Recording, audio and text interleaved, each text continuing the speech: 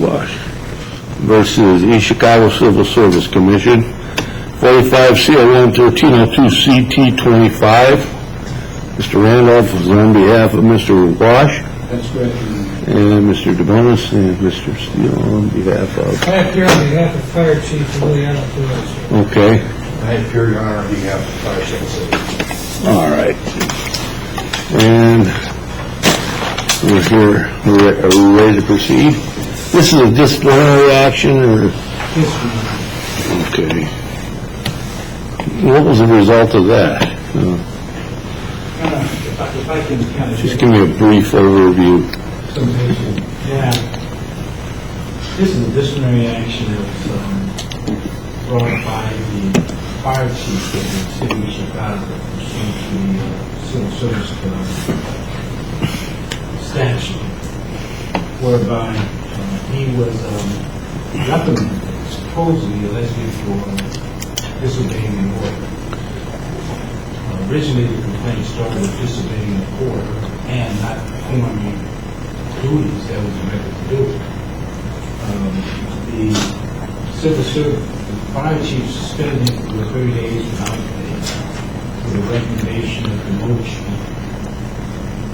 And thereafter, there was an appeal by him of that. In the meantime, there was third action filed against him as fire chief for abuse of authority, among other things. The Civil Service Commission thereafter reduced the 30-day suspension without pay to 15 days. And they did not act on demotion, so the reference is that they denied the demotion request by the fire chief for Mr. Wash. And there was no ruling in reference to Mr. Wash's complaint of abuse of authority. And what I'd like to do is give some basic overview for the court.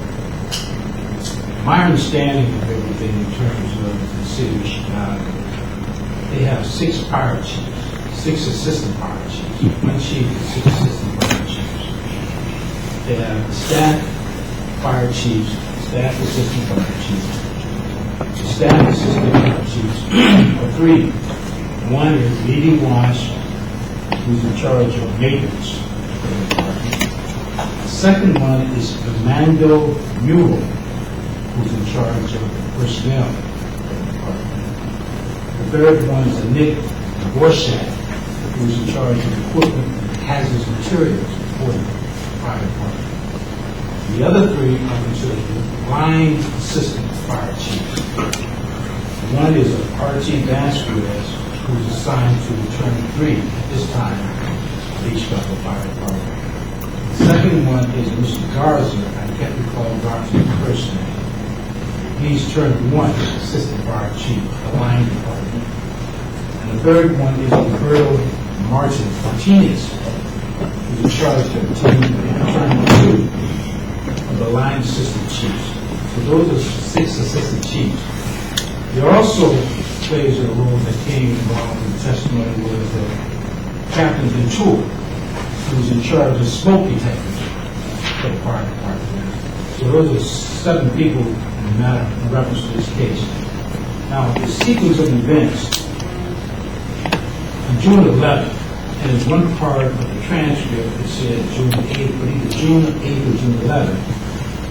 On that day, that's when, at that point, the chief's name is Emilio Perez. At that time, he was the inspector, chief inspector for the fire department. Not the police chief at that time, not the fire chief at that time. And then, on June the 8th or 11th, he had a flat tire. One of his supervisors was Assistant Chief Lady Wash at that time. And he was away from the station. He called the station because of the flat tire.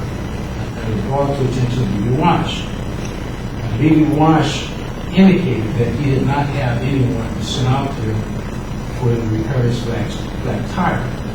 So the chief, at that time, the inspector, Perez, drove the vehicle to the fire station.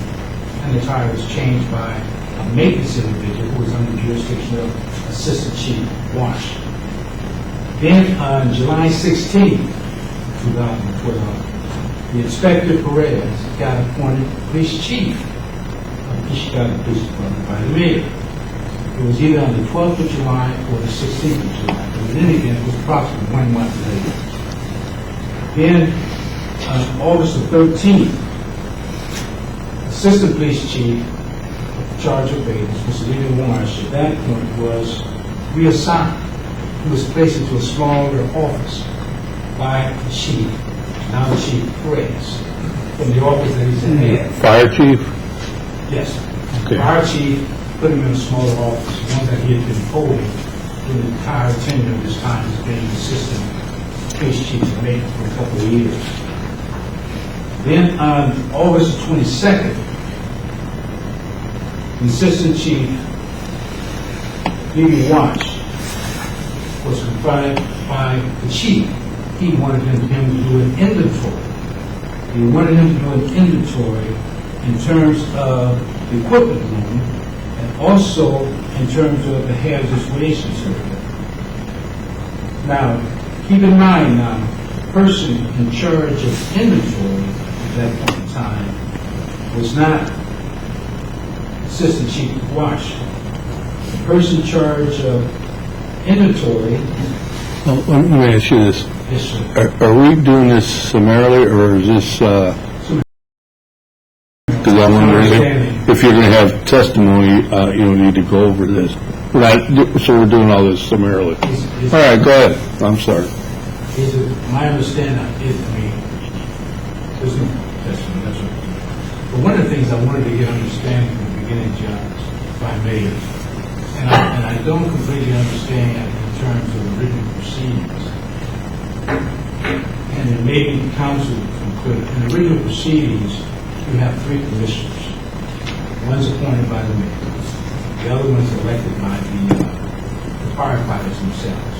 And the third is selected by the 2 that's there from the mayor and the firefighters. And their job is to oversee any complaints, punishments. Matter of fact, what our communication report is that under Section 7,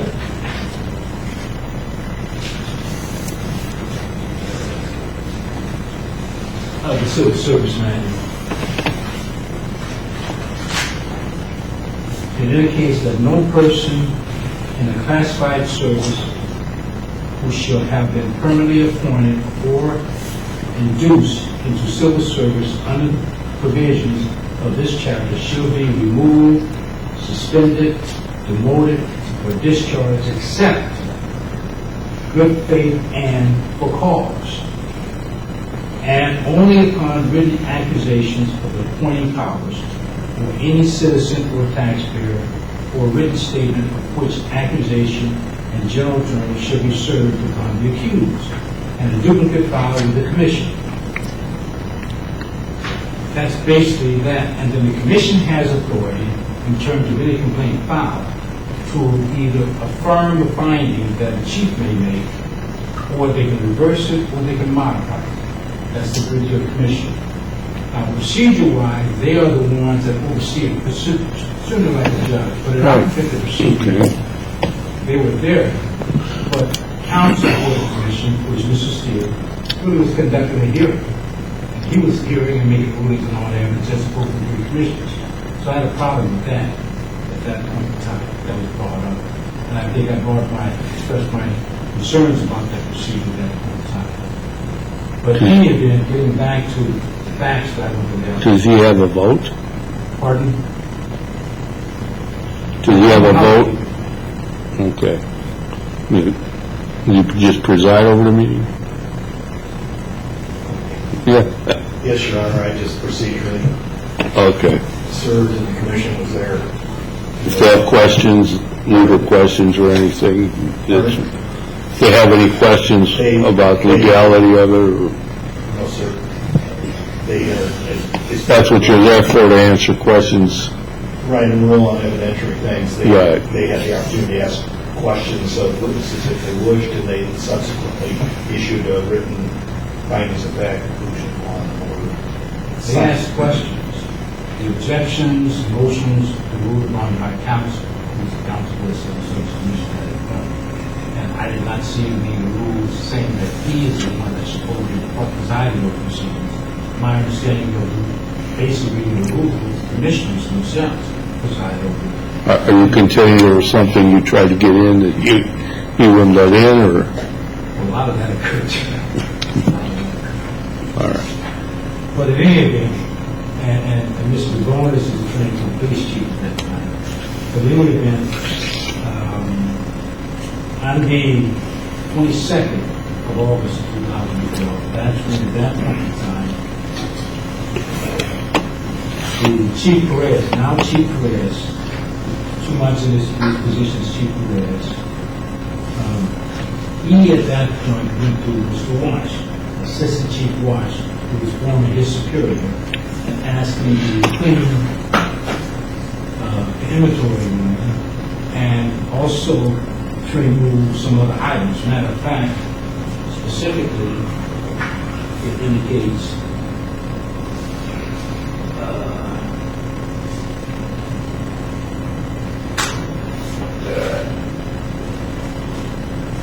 Now, when you say inventory, what's your inventory room? Well, they've got 3 different rooms. One is an inventory room, one is a equipment room, and one is what we call a cage room. And supposedly he went to Assistant Chief Wash to tell him to clean the inventory of the equipment, to clean the room. Okay. And that wasn't part of his? That was on August 22nd. Was that part of his job, or? Pardon? And you're contending that wasn't part of his duties, or? Correct, it was not. Matter of fact, the person in charge of that was Assistant Chief Dvorak. He was in charge of the equipment room, and not Assistant Chief Wash. Dvorak was in charge of that. And prior to the 22nd of August, which was the 20th, there was a meeting called that was testified to by Assistant Chief Wash of the 3 captains of staff with the chief, where the chief made comments to them that if in fact people don't do what he says they're going to do, he's going to put them back on the line, which means lower promotion, lower bracket. He made that statement. That was on the 20th of August. On the 2nd of August is when he came to Wash and asked him to do these things in a room for another assistant chief who was in charge of it. Now, after the 22nd, which has occurred, he brought in Chief Dvorak and indicated to Chief Dvorak that this is part of your responsibility, and so I want you guys to work something out. He thereafter, on the 23rd of August, the chief went on vacation for about 2 or 3 weeks. 2 weeks, 2 days. In the meantime, Dvorak was acting police chief while he was gone. And at the time, they had started a training program that prompt ambulance had started, which was 6 weeks, which was mandatory to all of them attend. But in any event, he went on vacation. Dvorak was acting as police chief, plus he was on that program. Now, the police chief came back, I believe, on September the 11th. He came back. And when he came back on September 11th, Dvorak, who was in charge of the equipment room, went on vacation himself. And he was going for a couple of weeks. Then on September the 14th, his new Chief Perez came to Assistant Chief Lee Wash and said to him that he's going to give him a warning. A warning, he wrote him up a warning for failure to inventory and clean the equipment room. The equipment room which was not under his direct jurisdiction, direct authority. That was under the authority of Assistant Chief Dvorak. Then on September 17th, the Assistant Chief Lee Wash filed an appeal of the warning that Chief Perez gave him on the 14th for the request that he made on the 22nd. So Lee Wash filed the appeal. Then on the 18th, Chief Perez came to Assistant Chief Wash, and said to him they wanted him to clean up another area and move some equipment. And there was some discussions about moving boxes at that time. At that time, when Chief Perez came to Assistant Chief Wash and said move the boxes, Chief Wash said, my back is out. And supposedly, Chief Perez said, again, I want you to move the boxes. Now keep in mind, the equipment room that the Chief Perez wanted to have clean in the inventory, there were line people in the process of doing that. So that was being done at the time Chief Perez came up and asked Chief Wash, Assistant Chief Wash, that Chief Wash was supervising them doing the work that the Chief originally wanted. And then thereafter, when Chief Wash said, my back is out, that's when Chief Perez said, you're suspended. When he said, you're suspended, then Assistant Chief Wash followed him into the office, and he talked to Assistant Chief Munoz, who was one of the staff chiefs in charge of personnel, asked him, what is the procedure in terms of a suspension? Because I've never been suspended before in my 27 plus years, never been rolled up before in my 27 plus years. So Munoz gave him some words in terms of indicating, yes, the chief can, and my client had testified during the proceeding that supposedly Munoz had indicated to him that Chief Perez had talked to the bonus before the suspension. But Munoz denied that in the transcript, but my client said that's what happened. But in any event, when the chief walked in, supposedly he gave his write-up directly to the secretary of the fire department at the time, which meant it was already written out before he had the conversation with the assistant chief leader. Now, assistant chief leader left. When he left on the 19th of September, which is a day later, he was in charge of meetings, then he filed his complaint against this chief. And his complaint was for abuse of authority, failure to recognize rank, disrespectfulness, and harassment of him as assistant chief. Now, on the 23rd of September, Assistant Chief of Maintenance, Stephen Wash, filed his appeal of the 30-day suspension that was given to him on the 18th by Chief Perez, and the allegations was that he willful disobeyed orders. And that order at this point in time was only dealing with moving of boxes. Now the key thing with this box thing is that Chief Perez had 3 exhibits during the proceedings to confirm that he had indicated to Mr. Wash, Assistant Wash, that he indicated you can move one of the smoke detectors that's in the boxes. It's only weigh 1 pound. He had 3 people. Now, Mr. Wash had indicated that he heard the word boxes, and he indicated that my back is out. That's all. Nothing else. Not that I refuse to do it, I'm not going to do it. And he said it the second time, and then before you know it, Chief is saying you're suspended.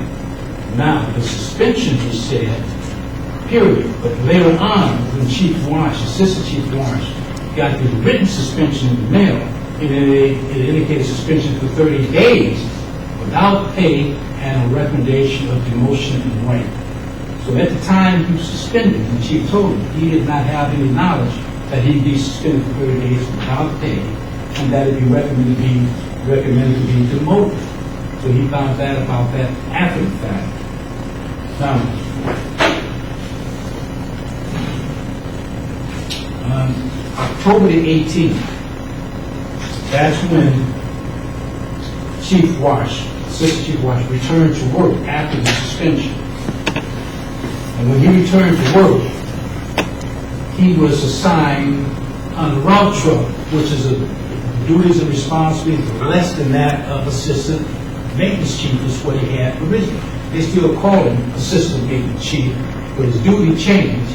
He was assigned to truck 1. Exactly what truck 1 meant in terms of route, I cannot say, that's fireman's talk. But it was a reduction in duty and responsibilities. And on that same day,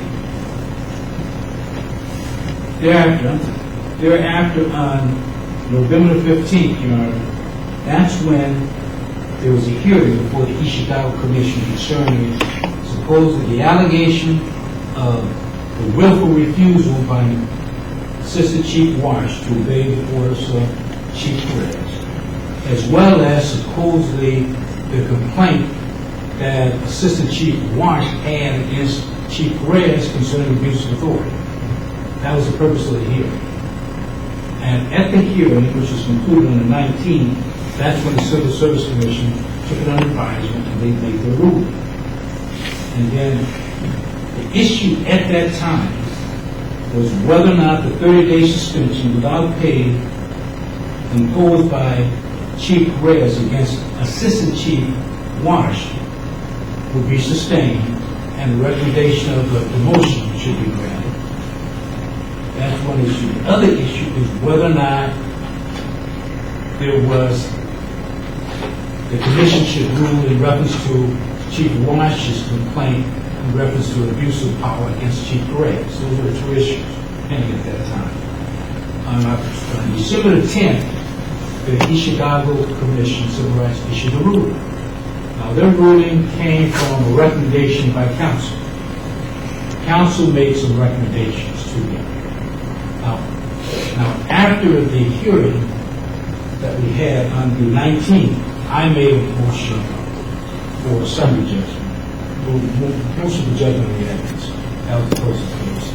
And there was a ruling was reserved by counsel who was sitting as the overseer of the proceeding. Now, on the date of the 10th of December, he put a recommendation to the commission, 3 minutes, and they heard it. And they accepted his recommendation. And his recommendation was, and there's an order attached to it, was to amend 30 days suspension without pay down to 15 days to be given credit for the 15 days of the time he had already served. Or he had already served 30 days, really. But they gave him credit for 15 days.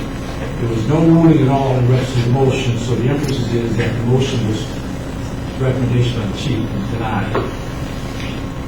And there was a recommendation that he take a physical to see if he was fit in reference to his duties.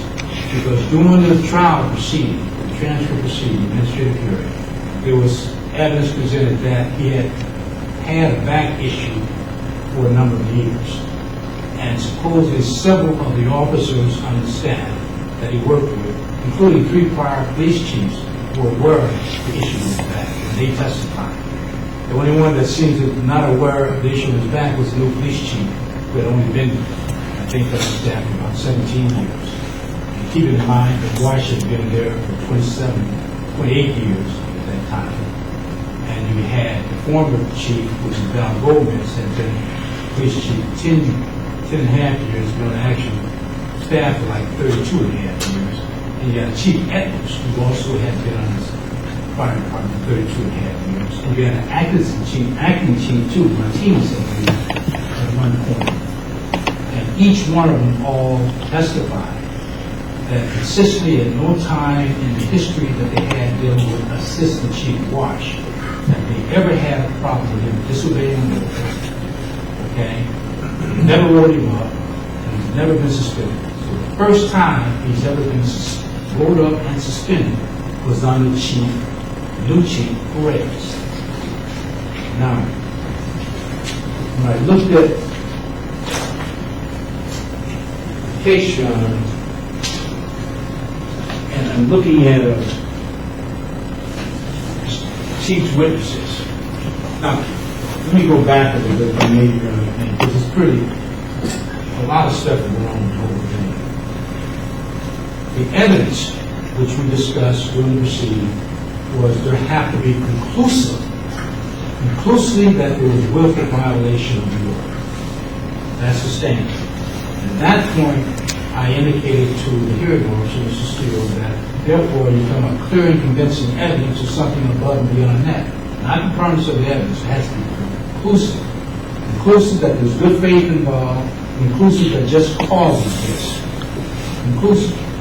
Now, when I went back to the transcript, I looked at the testimony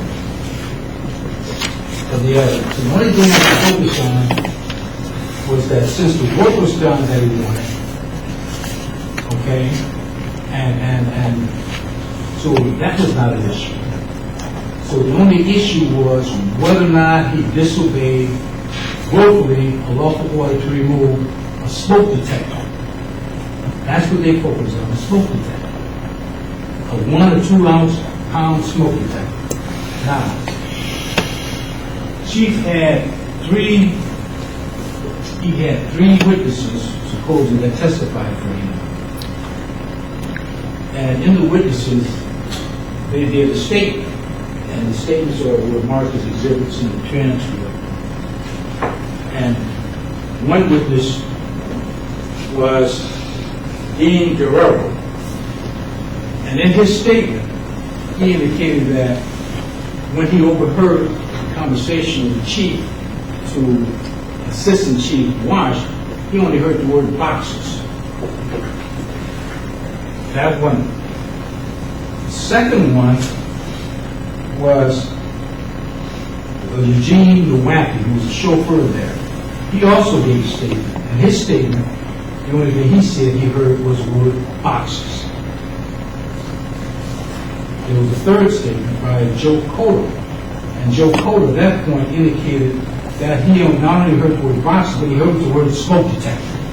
So he was, of the 3 witnesses that the chief had, confirmed that he said smoke detector instead of boxes, was Joe Cotto, who, by instance, a week or so later, ended up spending a weekend at the chief's condo in Florida on his vacation. But at any event, of the 3 witnesses, only 2 said boxes. The only other one that said smoke detector was Joe Cotto. Now,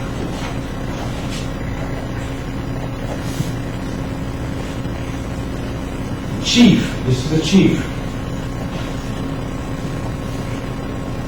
He testified. He testified that he needed the equipment room cleaned out. And that was on page 29, line 2023 of the transcript. Even though the equipment room was under the authority of the Dvorak, Assistant Chief Wash. He went to Wash. Then he testified that he brought in Chief Dvorak because he knew that the equipment was something he is charged with. And he is in charge of moving that. And that's stated on page 32, line 14 and 20, page 33, lines 14 and 24, as well as page 34, lines 1 and 2, where he's indicating Dvorak he brought him because he's in charge of that, not Wash. Then he testified that he instructed Chief Dvorak that he is to get his stuff out of the way to make room for Assistant Chief Wash to address the things he needed to address to clean up the room. So Dvorak was supposed to move his stuff out so that Wash could clean the room and move the other stuff that the chief wanted. And that testimony came in at page 36, lines 1 through 7, and page 42, lines 9 to 17, as well as page 69, lines 14 and 15 of the transcript.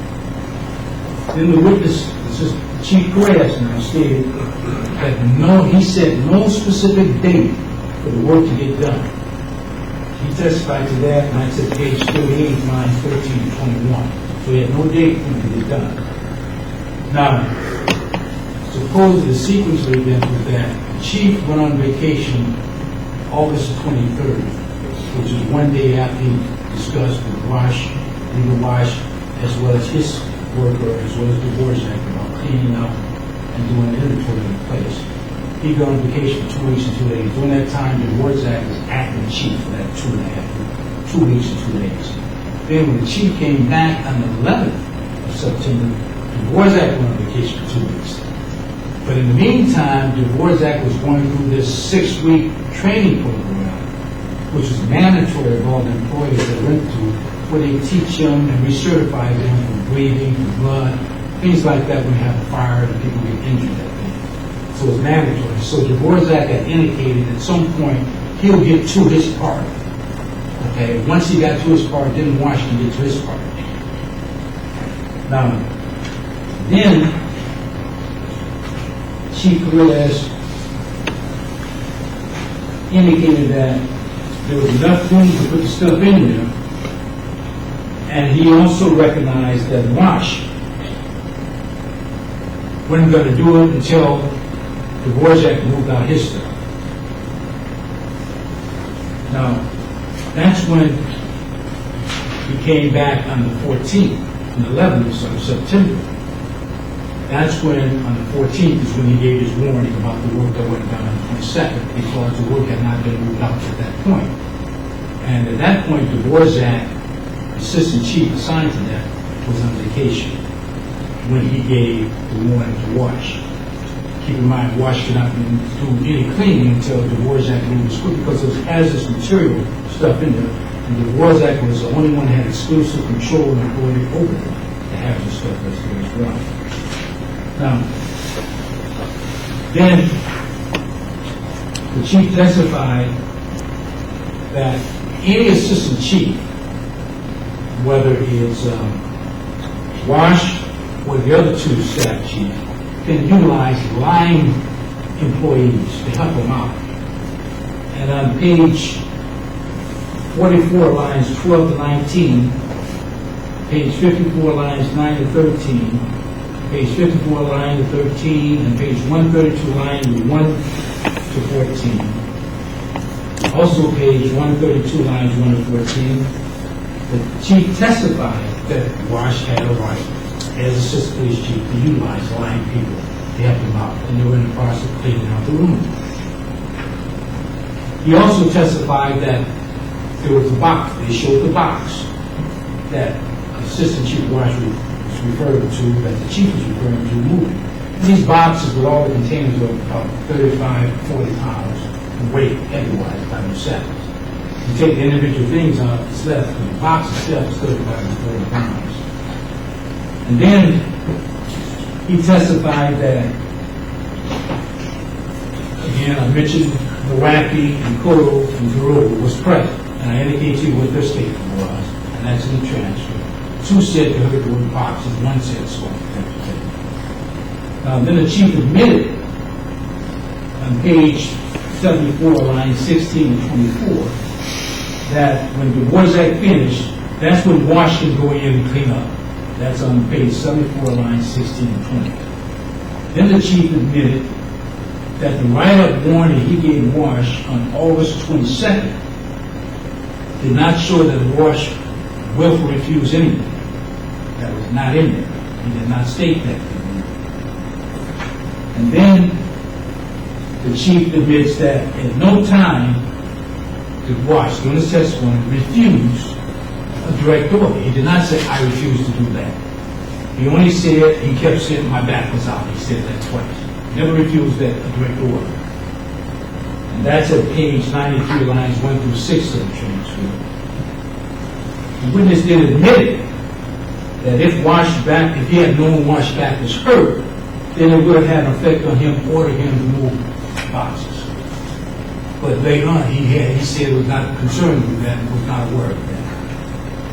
Then he admitted that at the time that he approached Wash, the assistant chief, that he had asked him to get the job, okay, and that the job was being done at the time he approached him. When he approached him to tell him, the day he told him he was being suspended on the 18th of September, they were in the process of getting the job done, and he went down. My position on that is that there's no basis for him approaching the job was being done. And that's when supposed the statement about the boxes, moving boxes.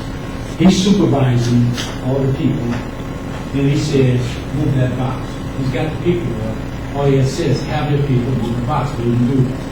He said he told him directly, the person, the assistant police chief, who has line personnel under him doing the job, for him to actually move the box. Then, let's see, then the witness, he testified that he did not tell Wash he was suspended for 30 days when he said he was suspended, and that he did not tell Wash that he was going to reduce him to rank at the time he said he was suspended. He also, there was Exhibit 1 that was introduced by counsel, the bonus. And at that time, it did not state that Wash refused to do anything. He referenced that that was a copy of his complaint of the right from certain warrant. Then the second witness they had was Mr. Coulter. Now, Mr. Coulter, when the transfer proceeding, he gave a statement saying he heard box and also heard smoke detector. He stated that the chief asked Wash if he can carry out a few boxes in the room. That's what he stated in the transfer. That's on page 140, lines 9 to 18, and page 141, line number 6. He stated in his testimony, in the proceedings, that he heard the chief say a few boxes in the room. This is Cole, the one who said in the statement about smoke detector. Then he stated that he has known Assistant Chief Wash, this is Cole, for over 20 years, and to his knowledge, he has never willfully refused to obey any order of anyone, and he has never been written up. This is Cole. He also testified that he was part of the line crew that was in the process of helping clean up the room that's Assistant Superintendent Wash, Assistant Chief Wash, was supervisor. And he indicated at the end of his testimony, during the proceeding, that the only thing he heard was the word boxes and that my back is out. And that was stated at page 147, line 1 through 8. Now, the third witness that the chief brought was Gino Nowacki. Nowacki states that Wash was standing supervising him as he was cleaning out. That's on page 161, lines 21 to 22, as well as on page 166, lines 8 to 11. It also states that the chief nor anyone else made reference to what the boxes were. He just heard the word boxes, but no one made reference to what they were. And that testimony is at page 162, lines 10 to 19.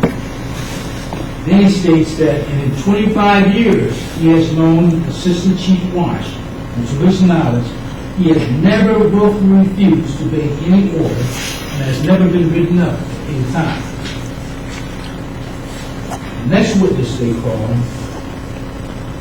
was Dean Guerrero. And Dean Guerrero again testified that the only word that he heard was the word box. And that testimony is at page 182, lines 16 to 18 of the transcript.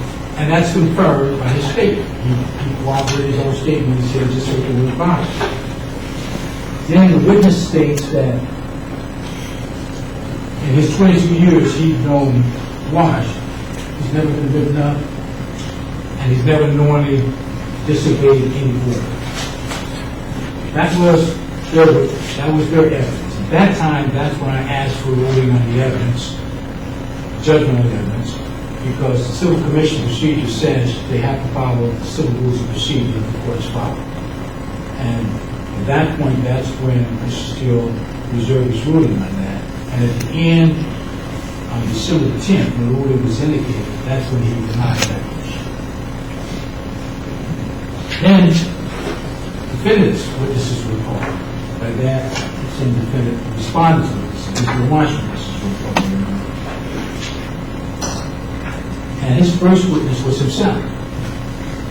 And he testified that at that time, it was 27 going on 28 years, that was in 2012. As a fireman, he has never been written up, never received a warning, and never been suspended. He testified to that on page 201, lines 24 to 25, as well as page 202, lines 1 to 6. He also testified about the incident of the flat tire with then Captain Perez, now Chief Perez. And he testified to that on page 203, lines 3 to 9, as well as page 206, lines 1 through 3. He indicated at one point he thought it happened on June the 8th or another time June 11th. But one of those 2 dates is when the flat tire happened. He also testified that the Chief Perez was angry because no one came to see about him to fix his flat. And he testified to that on page 326, line 12 to 25. Then he will further testify and reaffirm the threat that the chief made on putting people back online. He testified to that on page 211, line 15 to 16, and also page 213, lines 18 to 19, page 331, lines 21 to 25, and page 332, lines 1 to 3. He's referring back to the incident of the 20th, when the chief made the comment when he called him in there before he made the direct order on the warning from the Senate. He testified that the boxes weighed between 35 and 40 pounds. He also talked to the Chief Dvorak, who said that, told him, in the transcript, that he would get to the respirators as soon as possible. The respirators were some of the equipment that was in the equipment room, and he indicated he'd get to them as soon as possible. This is Dvorak talking. And that's testified to on page 213, lines 2 to 25 in the transcript, as well as page 214, lines 1 to 12. Then it was determined by he and Dvorak to take those things, that Dvorak would take those things out first, and that the purpose was to provide space for them to move in and inventory the things that the chief had wanted. This is going back to the order given on the 22nd of August. The chief was present. He also testified that the purpose of them, this is the cage room, that the equipment room, the ladies' room, and the cage room. He testified the purpose of going to the cage room was to determine how best to make space so that he said, that's maybe Watch Chief, could clean up the equipment room, and Assistant Chief Dvorak could move the things out that he was in charge of. And that's at page 224, lines 5 to 10, as well as lines 11 and 19. Chief Dvorak said he couldn't do anything right now. This is Dvorak talking. He was in the process, because he was in the process of testing, and he would get to it when he moved the stuff. At that time, there was one for recertification where you have to take the classes. And that was testified to at page 226, lines 15 to 24, as well as page 228, lines 7 and 19. So, the Dvorak, the agreement was, the plan was that he would move stuff out and Watch to come in and clean the room after he moved stuff out. That was testified to at page 227, lines 1 through 5. Dvorak was the only one who could move the stuff out of the cage room because he had exclusive authority over it, and the emphasis was because of the hazardous material and the different apparatuses that they had that he was exclusively in charge of. And that was testified to at page 227, lines 18 to 23. And Dvorak gave no time span when he was going to get that stuff out. And that was testified to at page 28, lines 20 to 24, also page 229, lines 2 to 11. Then Chief Perez, like indicated, on the 23rd of August, went on vacation. So he testified to Chief Perez going on vacation for 2 weeks and 2 days. That's at page 232, lines 3 to 13.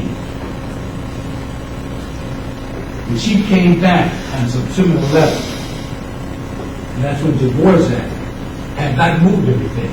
The stuff that he was supposed to move was still there. But when the chief came back on September 11th, Dvorak went on vacation. Okay? And that's at page 234, lines 12 to 17. Now, the Divorce Act, while the chief was going, and while he was acting chief, was still doing fit testing for the SCBA mandatory closing. That's the breathing apparatus, Judge, and I can't recall the exact term, but the initial that they used for is SCBA mandatory classes that they had to take, which took about 6 weeks for them to go through that. It was everyday classes where they were going anywhere from 4 to 6 hours a day for that 6-week period of time. And that was testified to in page 235, lines 1 through 25, as well as page 235, line 1. And now, attending the mandatory training, Trump and Avalanche were the ones that was given. It was for recertification of first, okay, and for shock. In other words, whenever you get a person under fire or something in shock, teaching how to handle that situation. For bleeding, for wounds and things of that nature, which started about on August the 20th is when the classes started, and it lasted about 6 weeks. And that was before Divorce Shack went on vacation. Okay, and that was testified. So you're saying that assisted, essentially everyone's testifying to the same. Pardon? Everyone's pretty much testimony was the same. Pretty much. That the stuff wasn't moved so he could do what he was supposed to do. That's correct. That's correct. And the chief verified that in his own testimony. Right. And then later on, later on there was 4 additional witnesses, 3 of which were former police chiefs, who would verify. One had 32 and a half years, another had 33, another had 27, who verified that the whole time there's never been a disobeying or watch. Okay, so he's got a clean record. Okay. Right. So they all testified to those things. And so, my obvious argument that I would like to make to this court, and we appealed it here, and that's how it got before the court, was that there was no conclusive showing of him intentionally and willfully disobeying an order at all during the whole proceeding. And the standard of proof was not met by the commission or by Chief Perez concerning good cause for good faith as a basis for suspending him. Now we're dealing with 15 days as opposed to 30 days because he's not done 15 days without pay. Was he paid back the 15 that he... 15, not the other 15. And he was not demoted. The commission didn't go along with that. So that's one issue. We'd like to get those 15 payment days back. In addition to that, Your Honor, at the commission hearing, there was no ruling at all concerning his complaint about abuse of authority of the chief, because to this very day, his duties are not as assistant chief of maintenance like they had before. The chief has been doing things, I think truck 1 is continuously what he's doing right now, of a lesser duty. So even though he still has a title, the duties are something of a lesser person under him that he would normally be supervised as an assistant chief. So our abuse of authority is this. One is that because, retaliation, vindictiveness, the flat tire the chief is mad, then the chief becomes chief. He puts him in a smaller office, and at the smaller office, he goes to him and tells him to do work belonging to the authority and jurisdiction of another assistant chief, which is put to him by the Divorce Act. Then, when after suspension, he comes back, he gives him a job doing something else other than being assistant chief of maintenance, even when he gives time. That's the ridiculous part of everything. So we're saying that he abuses authority by trying to retaliate against Chief Washington and that tyrants. Now, So you're asking for the 15 days and return to his job as chief maintenance? return to his job, 15 days back. And also we want the written reprimand, warning, as well as complaint, taken off his record. Because he's had a clean record for over now 31 years, because it's been 4 years since this happened. and he had confirmation from previous police chief of his outstanding work, including the fellow employees and the ones that testified on both sides of the case in the hearing that we had before the commission. They all confirmed that.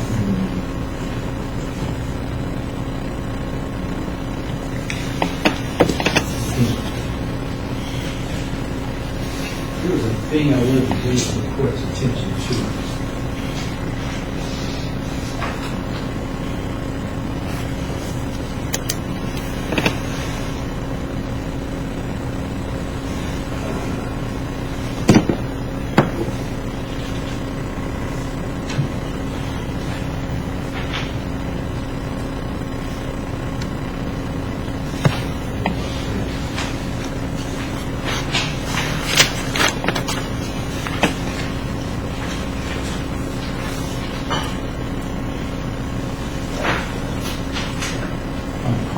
Article 2, I believe, of the Rules and Regulations Commission.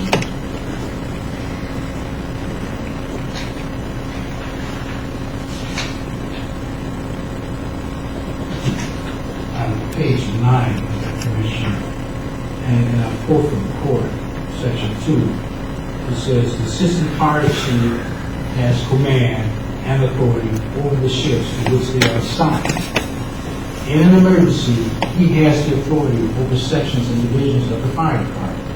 At all other times, the assistant fire chief shall exercise no authority which is in conflict with the regular duties of other sections and divisions. So he was assistant chief of maintenance. The Dvorak was assistant chief of equipment. So this is saying he has no authority to go over and deal with the Dvorak stuff. But when the chief wanted to put the clean and inventory, he goes to wash. He says, you do it, even though that's not his duty and responsibility. It's the Dvorak. That's who he should have went to in the first place. So why would he go to wash when the Dvorak is the one who's in charge of it, and everybody knows that? That's why they could not clean the room any faster than they could, because Dvorak was in classes, he was acting chief when the chief went on vacation, okay, and then he went on vacation. Okay. So we're asking, too, that at the very least, there be, in addition to reinstating him those 15 days with pay, that at the very least, that the direction be sent back to the commission to have a formal hearing on his complaint, his right against the police chief, Perez, for his abusiveness of authority and his disrespectfulness. Because in one situation, when they were together, and the testimony bearing this out, that Jim Maycat, who was a supervisor underneath, who was an employee underneath Assistant Chief Wash, and he and Chief Perez was in a room, and Chief Perez didn't talk to Wash. He talked with Wash's employee underneath him and telling him and refused to listen to what Wash had to say, showing disrespect in terms of his position, because we're saying a lack of respect for his rank is part of his complaint against Chief Perez. And all of these things dealt with harassment. Okay. Again, my father didn't drive his lawyer. Basically, that's what we're asking for this court to do. And in all fairness, in terms of looking at the reasonable person's point of view, which that's always a good consideration, is would a reasonable person consistently go to someone, and also let me make this record for the court too, Chief Ventura, Captain Ventura, is charged as smoke detectors. That's his authority. And that was the authority at the time.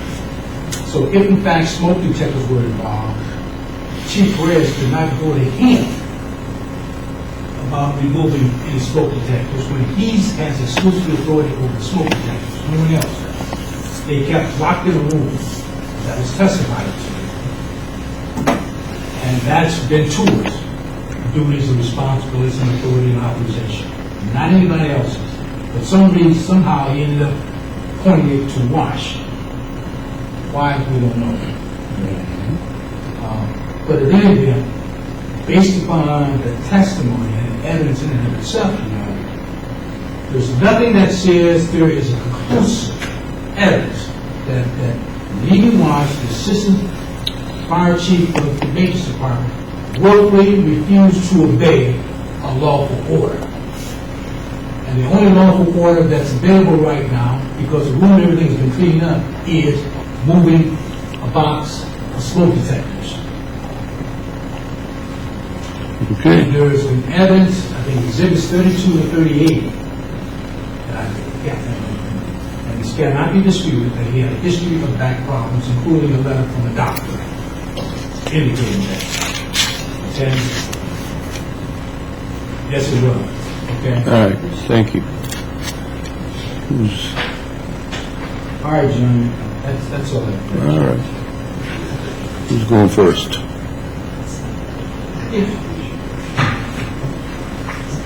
Can I ask this one thing, Judge? Need some water? Is it proper? Yes. I'm just wondering, is it proper for the hearing officer and be able to argue one way or another? And then I'm looking at the double duty. He was a hearing officer for the commission for the same, acting as judge, he's judge duty, same time attorney. And now he's being here to argue. That's just like having an appeals court judge come and argue his own decision before higher. Me argue before the appeals court my own decision. Yeah. I'd like to, but I'm just, It's a prohibition of mandamus. I'm just doing it out The the judge, the lower judge, has a right to do it. yeah, well, Can you make the actual Right, Your argument? Honor. Okay. All right. Let me get my stuff up here. Take your time.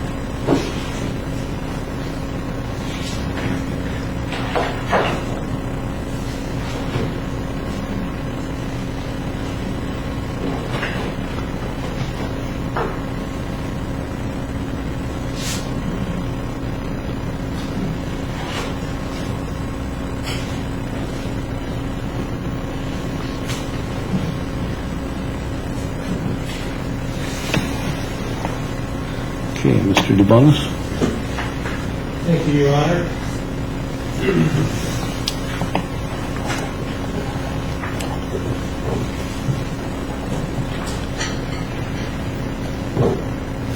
My role in this affair, of course, was to act as the chief prosecutor, present the case the chief had against Assistant Chief Wash to the Trials and Fire Service Commission.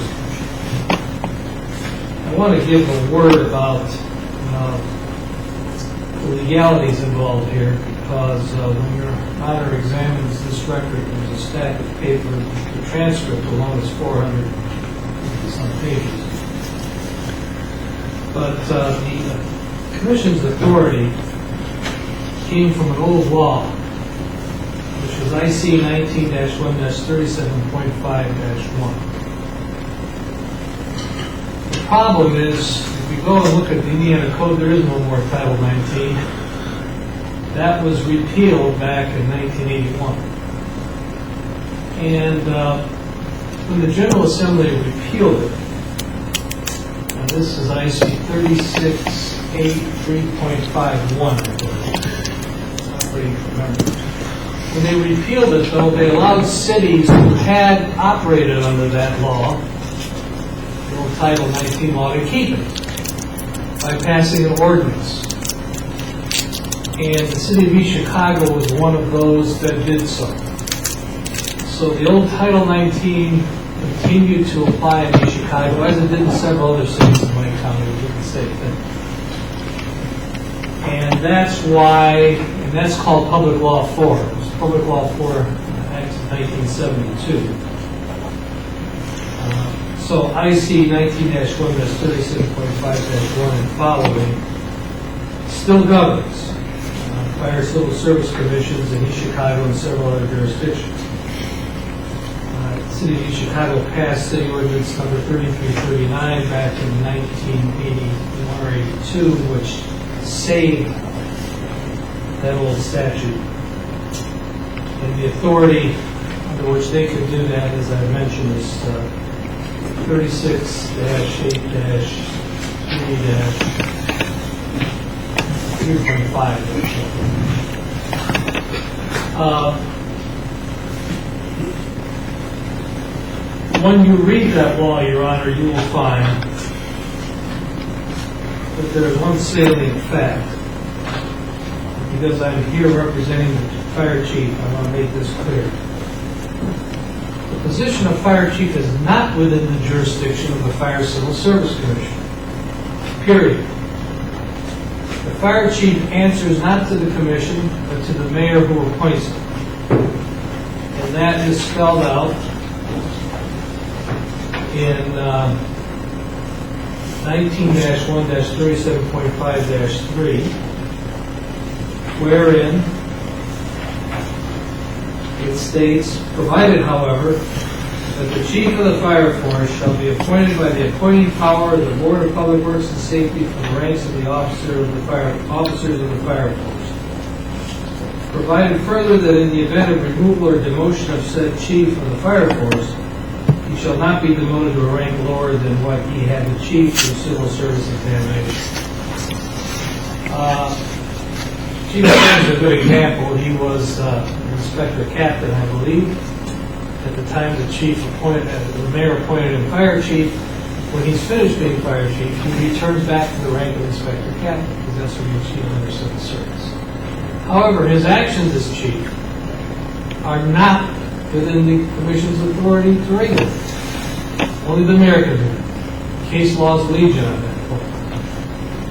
The suggestion, therefore, that Assistant Chief Wash, who felt himself to have been disrespected by being asked to carry a few boxes, when he wrote up the chief, that the commission somehow trespassed upon its responsibility by not taking up that write-up he did, is without foundation. The commission had no power to do so. And frankly, the write-up itself contains nothing in it that required the commission. The heart of the complaint against the chief has to do with that write-up which Assistant Chief Wash made against the fire chief, which was Exhibit 4 to his complaint. And I'm going to read it to you. It says, and I quote, "I was given an assignment to have the mechanics room and equipment room cleaned and to relocate some equipment. All assigned work had been given to the firefighters, and I was supervising this task. There was no need for Chief Perez to direct me." That's all it says. It's signed Levi Wash, AC. Dated September 19th, 2012. Now,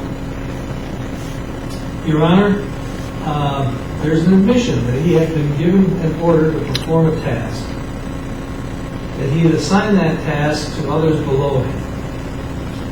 And he decided that therefore the chief could not order him to either expedite it, accelerate it, do some of the work himself, or otherwise take some other action. Because, he says, between the lines, I am an assistant chief. Yes, the chief is superior to me, but as an assistant chief, he can't order me to do it. I would submit, Your Honor, that that is patently false. If you read the rules and regulations, if you read the statutes of the state of Indiana, it says the fire department is under the control of the fire chief. Period. Subject only to the orders of the appointing authority, which is the mayor and the Board of Public Works and Safety of the city. Period. fire department is a paramilitary organization. It has a chain of command. And it is not within the purview of a junior officer to decide what a senior officer needs to order him to do or not. Accordingly, the idea that the commission somehow was obligated to take up this write-up against the chief, again, is not only false, it is without any legal foundation whatsoever. Granted, Assistant Chief Lodge may have found his dignity offended. The chief had had enough malarkey about this room not being cleaned for 4 weeks, and he was not happy with that. And I take issue with the fact, with the statement made here, that Chief Dvorak was the only one that could have moved equipment out of that room because it was his equipment. That equipment belongs to the taxpayers of the people of the city of East Chicago. It's under the control of the fire chief, and the fire chief assigns tasks to the assistant chief. Those are not civil. There's only one civil service rank, that is assistant chief. Whether a particular assistant chief is over personnel, or apparatus, or maintenance, or training, is a matter for the chief. And the chief can alter those responsibilities as he sees fit in order to carry out his responsibility to run the fire department. And that's what he did.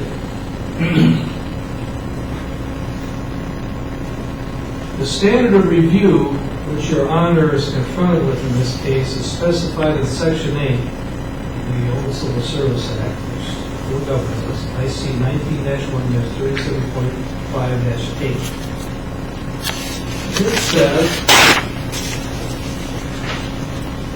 the circuit court shall thereupon proceed to hear and determine such appeal in a summary manner, provided, however, that such hearing be confined to the determination of whether the judgment or order of removal, discharge, demotion, or suspension made by the commission was or was not made in good faith for cause, and no appeal to such court shall be taken except upon such ground or grounds. Good faith for cause. I submit, Your Honor, that despite the suggestion that there was some personal animus against Assistant Chief Wash or Chief Perez, I would say that it's both remote enough in time and inconsequential enough in nature not to support the idea that this was some act of personal pique. The evidence is overwhelming. The orders were given, and the tasks ordered were not done. I also want to address a few things. First of all, the letter from the doctor referred to by Mr. Randolph was not admitted into evidence. It was hearsay. The physician who supposedly wrote this letter did not appear to testify. And the hearing officer, as this court would rule under a civil scenario, did not allow it into evidence. Secondly, there was no real evidence that was admissible that Mr. Wash had an injury that would have prevented him from lifting a 1 or 2 pound box. He had no restrictions on his employment. He had the right to fight fires if necessary. He did not ask for any limitation in his responsibility at any time. The suggestion that when the chief asks him to move a few lightweight boxes, that his back is out, was not believed by the commission, and for very good reason. I could go on and on, Your Honor. I do not want to take up a great deal of the court's time because Mr. Steele has the laboring oar in this ship of showing why the decision should be sustained. But, Your Honor, this is not a case where somebody's prerogatives were violated unlawfully. Levy Wash took an oath to serve faithfully as a member of the fire department. Part of that responsibility is to obey the lawful orders of his superiors. He may have done that for many years, but he chose not to do it on this occasion simply because he felt offended by the order. But nobody in the fire department has the luxury of letting their personal emotions decide for them whether they're going to carry out the orders of the boss. The chief is placed in the ultimate position of authority. His orders, unless demonstrably illegal, and we have not seen that here, must be obeyed. The commission agreed. The evidence was clear. So we ask the court to sustain the ruling of the commission. Thank you. Steele?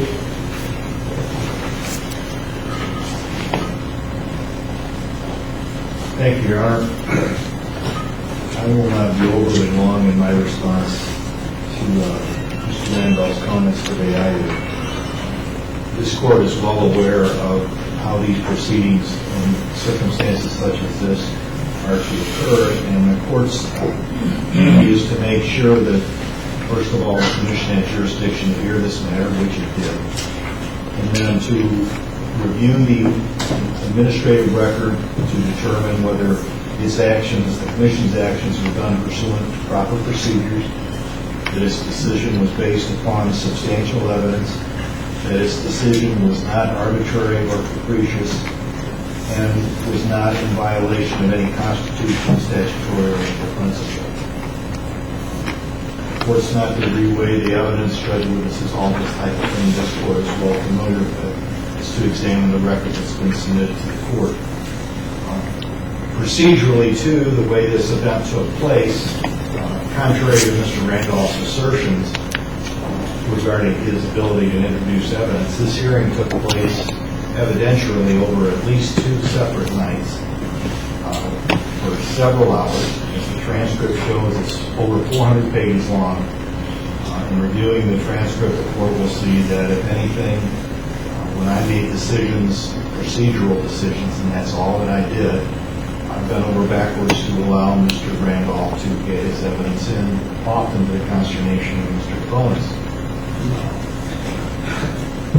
Furthermore, Your Honor, subsequent to the evidence being presented as is proper, the commission thereafter had an executive session where they discussed the case, the evidence presented, and then only at a public hearing on December 10th did the commission enter its order, which contained findings of fact and conclusions of law, and as part of that, and this order was by the commission, not by me.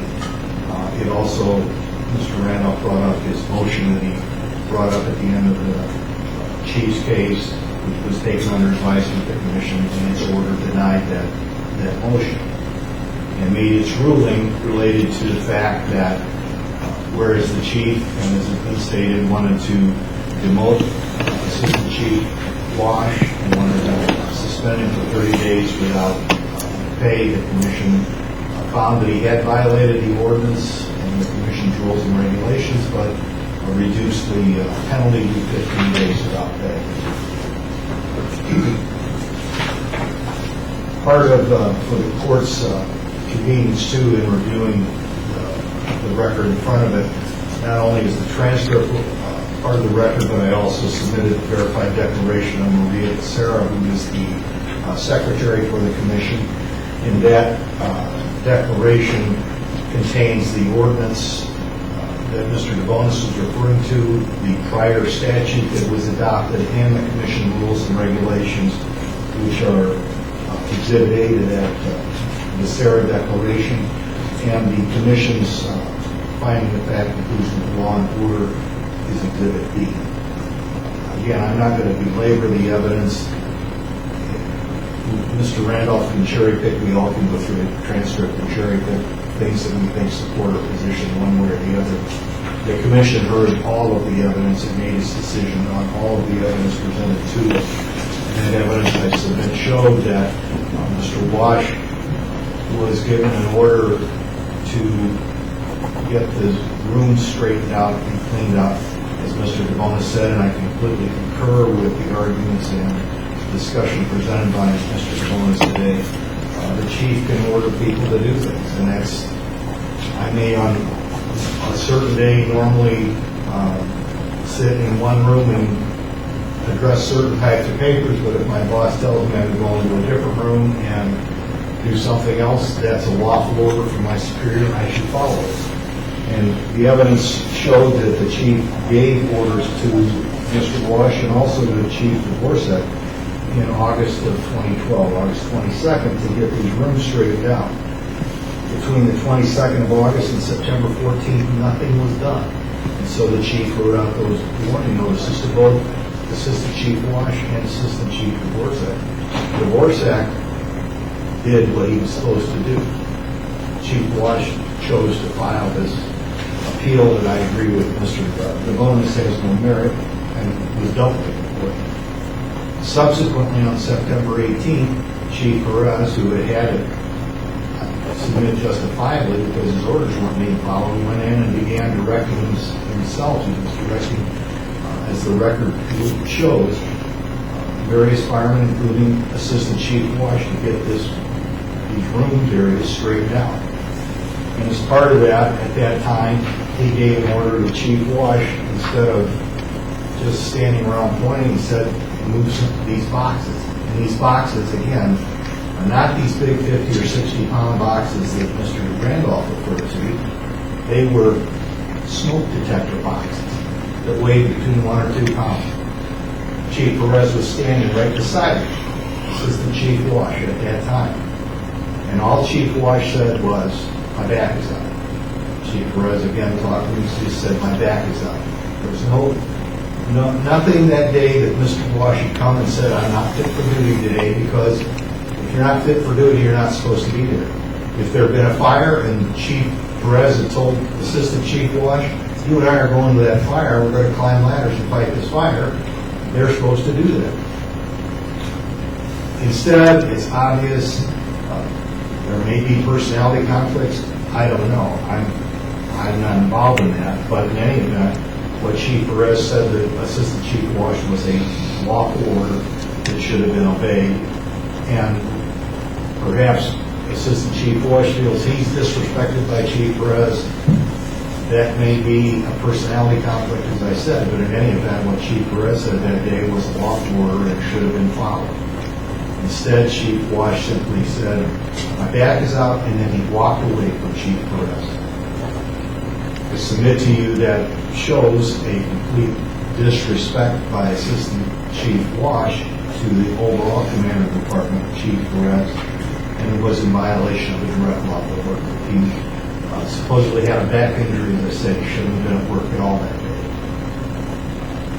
And it's obvious that I submit the evidence was pretty obvious to the commission that this was really just Assistant Chief Wash basically pulling Chief Perez off. So in evaluating the evidence, the commission made its decision that, as is evidenced in its findings and in its order, that Assistant Chief Wash had violated the ordinance as it was adopted, as well as its rules.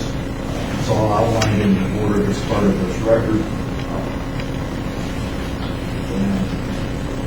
Specific sections of the rules are outlined in that order. The evidence was clear and convincing, I believe, but regardless, it certainly was substantial. It wasn't my decision, however, that's the commission's decision, and they made it, and I believe that the evidence in the record, in the commission's administrative record, is in front of the court, substantiates the decision that it made, and this court should uphold that decision. So both the assistants were written up? Dvorak was written up too for the same thing? Yeah, he drew a suspension, and he did not challenge. What was his suspension? Same 30 days? No, he got... If I can clarify facts, give credit. What happened was Dvorak went on vacation on the 12th. In fact, left the same day that she came back.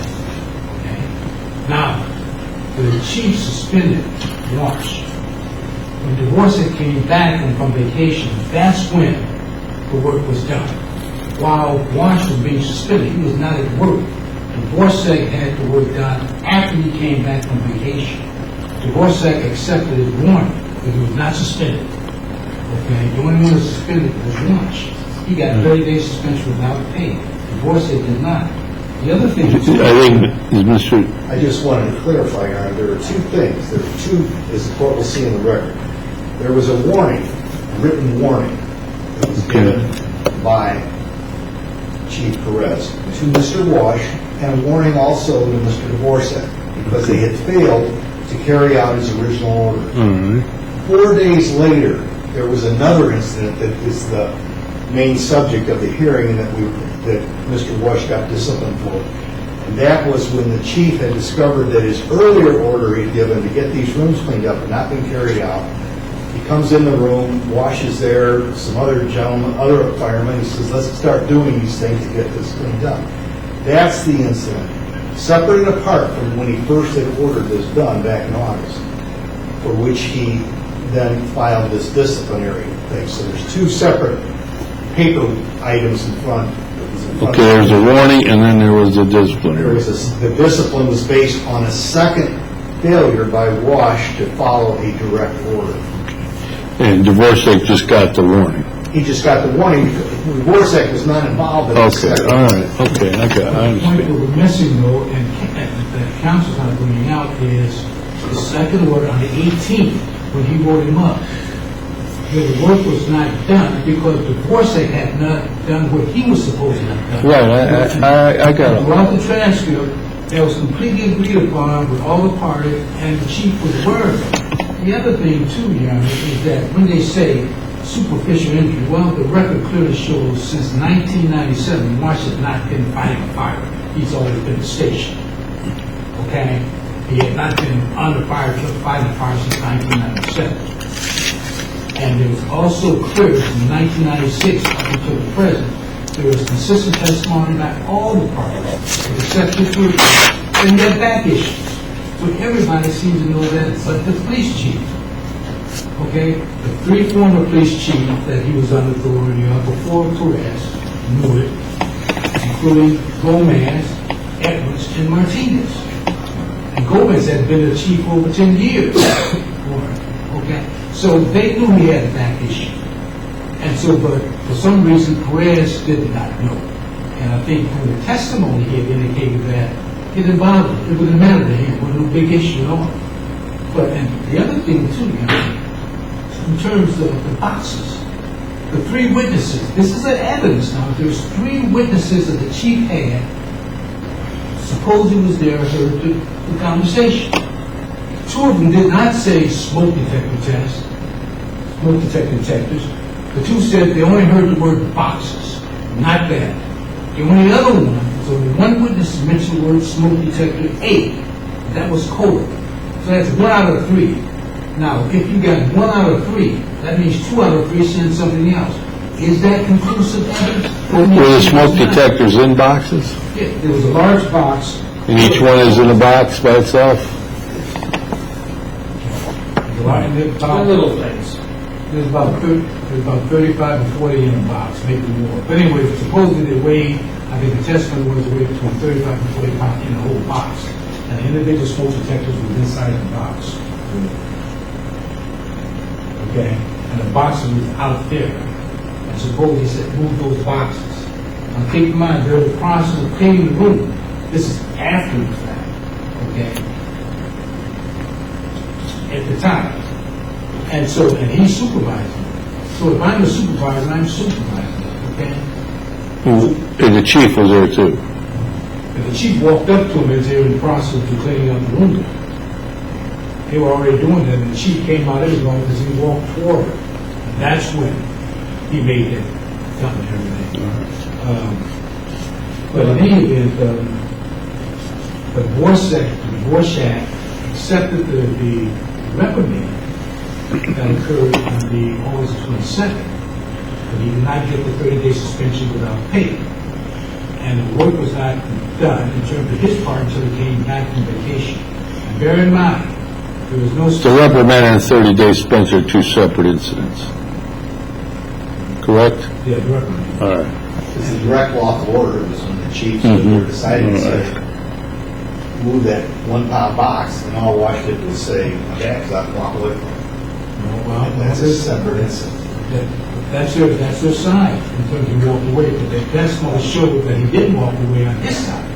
Mr. Randolph, that's, again, That's the the testimony. commission heard the evidence. I understand You can that. say that, well, I put these two witnesses. That I understand, but you also know that there was testimony on both sides that he did not walk away. And that's what the commission does. Like the jury. But it's your recommendation, what the commission, you made the I made no recommendation. recommendation, Mr. Randolph. Wait a minute, get the transcript, look on the last page. You gave the order, this is my I proposed order. prepared something that I gave You gave them you. the proposed order, and they accepted it. Was it after they made their finding? I prepared a form order for them, Your Honor, but as any lawyer does in these situations, for the commission to adopt and say, you can accept this, reject it, modify it, do whatever you want. And the other key thing too is that they ended up not adopting the order. They ended up not adopting the order, 30 days, they cut it down to 15, Okay. not about the motion. So that in itself shows what conclusive. Well,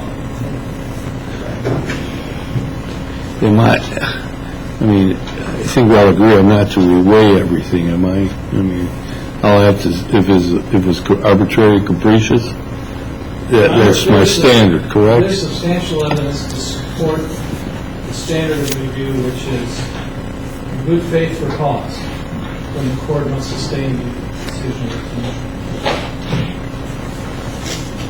All right. Anything? Is that it? That's it. All right. Let me review the transcript and the evidence, and I'll render a decision. Thank you, Your Honor. Thank you, gentlemen.